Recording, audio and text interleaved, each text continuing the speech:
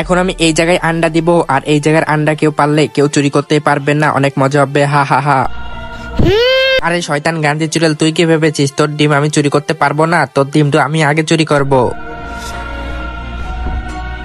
আহা, ডিম পেয়ে গেছি, এখন তো এই ডিম তো আমি ভাজি করে খাবো, হা হা হা।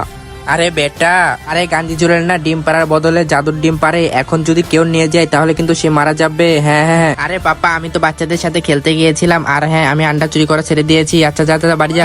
আরে বাবারে, আমার ডিম চুরি হয়ে গেছে। আচ্ছা মায়াজাল দেখে নি। আরে ও চুরি করছে, আজকে তো ওকে ছাড়বো না, একদম মারে ফেলবো।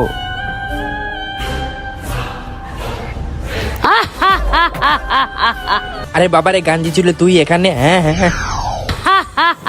প্রতিবার তুই আমার ডিম চুরি করে নিয়ে ভাগিস, আজকে তো আমি তোকে ছাড়বো না, একদম মেরে ফেলবো। তার আগে তুমি যদি এই ছবিটা ভালোবেসে থাকো তাহলে কিন্তু লাইক করে চ্যানেলটা সাবস্ক্রাইব করো, আর না করলে বুঝবো তুমি এই ছবিটা ভালোবাসো না। এরপরে কি করেছিল গান্ধী চুড়েল তা দেখতে হলে নেক্সট পার্টের জন্য অবশ্যই কমেন্ট করে যাও।